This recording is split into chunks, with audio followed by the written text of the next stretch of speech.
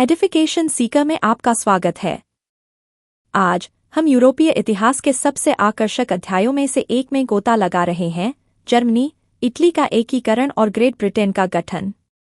राजवंशों और विदेशी शासन द्वारा अलग किए गए ये खंडित क्षेत्र कैसे शक्तिशाली राष्ट्र-राज्यों के रूप में एक साथ आए। ओटो वॉन बिस्मार्क की सैन्य प्रतिभा से लेकर ग्यूसेप गैरिबाल्डी की क्रांतिकारी भावना और ब्रिटिश प्रभुत्व के क्रमिक उदय तक राष्ट्र निर्माण की कहानी जितनी दिलचस्प है उतनी ही जटिल भी है। आइए उन लड़ाइयों, कूटनीति और उस दृष्टि का पता लगाएं जिसने आधुनिक यूरोप को आकार दिया। जर्मनी और इटली का निर्माण तथा ब्रिटेन का अजीब मामला यह दर्शाता है कि 19वीं सदी में राष्ट्र निर्माण की विभिन्न प्रक्रियाएं कैसे हुईं। और इसी के साथ आज का हमारा टॉपिक है topic 4 the making of Germany and Italy. 4.1 Germany क्या सेना किसी राष्ट्र की निर्माता हो सकती है। राष्ट्रवाद की भूमिका 1848 की उदारवादी क्रांतियों की विफलता के बाद राष्ट्रवाद लोकतंत्र से संबद्ध होने से हटकर रूढ़िवादी राज्य निर्माण के उपकरण के रूप में परिवर्तित हो गया। प्रशिया का नेतृत्व 1848 में उदारवादी मध्यवर्गीय जर्मनों द्वारा जर्मनी को एकीकृत करने का असफल प्रयास रूढ़िवादी ताकतों द्वारा दबा दिया गया था। प्रशिया ने अपने मुख्यमंत्री ओटो वॉन बिस्मार्क के नेतृत्व में राष्ट्रीय एकीकरण प्रक्रिया का नेतृत्व किया। बिस्मार्क की रणनीति। बिस्मार्क ने एकीकरण हासिल करने के लिए सैन्य शक्ति और प्रशिया की नौकरशाही का इस्तेमाल किया। उन्होंने जर्मनी के दुश्मनों को हराने और उसके क्षेत्रों को एकजुट करने के लिए 3 प्रमुख युद्धों, डेनमार्क, ऑस्ट्रिया और फ्रांस के खिलाफ, की योजना बनाई। जर्मन साम्राज्य की घोषणा। जनवरी 1871 में प्रशिया के राजा विलियम प्रथम को वर्सेल्स के दर्पण कक्ष में जर्मन सम्राट के रूप में ताज पहनाया गया, जो जर्मन साम्राज्य की स्थापना का प्रतीक था।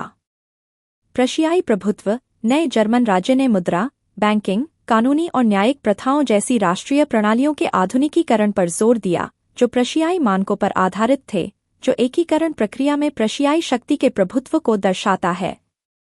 4.2 इटली एकीकृत। राजनीतिक विखंडन। इटली विदेशी नियंत्रण के तहत कई राजवंशीय राज्यों और क्षेत्रों में विभाजित था, जिसमें उत्तर में हैब्सबर्ग साम्राज्य, केंद्र में पोप और दक्षिण में बॉर्बन स्पेन शामिल थे। ग्यूसेप माज़िनी की भूमिका। 1830 के दशक में माज़िनी ने इतालवी एकीकरण के लिए एक सुसंगत कार्यक्रम बनाया और राष्ट्रवादी विचारों को फैलाने के लिए गुप्त समाज यंग इटली की स्थापना की। उनके क्रांतिकारी प्रयास विफल रहे, लेकिन उन्होंने बाद के प्रयासों के लिए आधार तैयार किया। सार्डिनिया, पीडमोंट और विक्टर इमैनुएल द्वितीय। असफल क्रांतियों के बाद इतालवी एकीकरण का नेतृत्व राजा विक्टर इमैनुएल द्वितीय के नेतृत्व में सार्डिनिया पीडमोंट के हाथों में आ गया। एकीकरण राजनीतिक और आर्थिक शक्ति की इच्छा से प्रेरित था। कैवूर का कूटनीतिक नेतृत्व। सार्डिनिया पीडमोंट के मुख्यमंत्री कैवूर ने कुशलतापूर्वक फ्रांस के साथ गठबंधन किया और 1859 में ऑस्ट्रिया को हराया। इसने आगे के एकीकरण प्रयासों के लिए मंच तैयार किया। गैरिबाल्डी और दक्षिणी इटली। 1860 में ग्यूसेप गैरिबाल्डी ने स्थानीय किसानों का समर्थन प्राप्त करते हुए 2 सिसिली के राज्य पर कब्जा करने के लिए एक स्वयंसेवी सेना का नेतृत्व किया।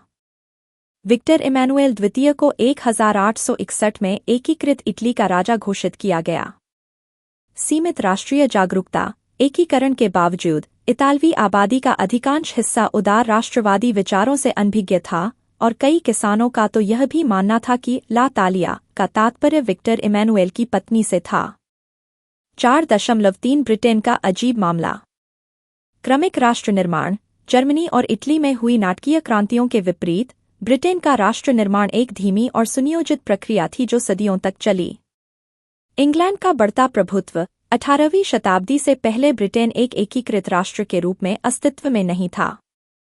अंग्रेजों ने धीरे धीरे वेल्श, स्कॉट्स और आयरिश पर अपना प्रभाव बढ़ाया और उन्हें एक बड़ी राजनीतिक इकाई में शामिल कर लिया। 1707 का यूनियन एक्ट। इंग्लैंड और स्कॉटलैंड के बीच यूनियन एक्ट ने United kingdom of great Britain का गठन किया। यह यूनियन काफी हद तक अंग्रेजी प्रभुत्व से प्रेरित थी और ब्रिटिश संसद अंग्रेजी हितों के अधीन हो गई। स्थानीय संस्कृतियों का दमन। एकीकृत ब्रिटिश पहचान को बढ़ावा देने के लिए स्कॉटिश और आयरिश संस्कृतियों को व्यवस्थित रूप से दबाया गया। स्कॉटलैंड में हाईलैंडर्स का दमन किया गया और गैलिक भाषा और पोशाक पर प्रतिबंध लगा दिया गया। इसी तरह आयरिश कैथोलिकों को अंग्रेजी समर्थित प्रोटेस्टेंट अभिजात वर्ग द्वारा अधीन किया गया। ब्रिटिश राष्ट्रीय प्रतीक, यूनियन जैक, राष्ट्रीय गान, गॉड सेव द किंग और अंग्रेजी भाषा के प्रचार जैसे प्रतीकों के माध्यम से एक नई ब्रिटिश पहचान का निर्माण किया गया, जिससे यह सुनिश्चित हुआ कि ब्रिटेन के भीतर पुराने राष्ट्र संघ में अधीनस्थ भागीदार बन गए। ये खंड दर्शाते हैं कि कैसे जर्मनी और इटली की राष्ट्र निर्माण प्रक्रिया राज्य शक्ति, सैन्य बल और राजनीतिक गठबंधनों द्वारा संचालित थी, जबकि ब्रिटेन की प्रक्रिया अंग्रेजी प्रभुत्व के तहत क्षेत्रीय पहचानों के क्रमिक समावेश और दमन की थी। और यह जर्मनी, इटली और ब्रिटेन के एकीकृत राष्ट्र राज्यों के रूप में उभरने की उल्लेखनीय कहानी है। खून से लथपथ युद्ध क्षेत्रों से लेकर रणनीतिक गठबंधनों और सांस्कृतिक दमन तक, यह यात्रा सरल नहीं थी। अगर आपको इतिहास की यह खोज उतनी ही रोचक लगी जितनी हमें लगी, तो लाइक बटन दबाना न भूलें और हमारी दुनिया को आकार देने वाली घटनाओं के बारे में और अधिक गहराई से जानने के लिए चैनल को सब्सक्राइब करें। अपने विचार या किसी ऐसे विषय के साथ एक टिप्पणी छोड़ें जिसे आप चाहते हैं कि हम आगे कवर करें। वीडियो देखने के लिए धन्यवाद और हम आपको अगले वीडियो में मिलेंगे।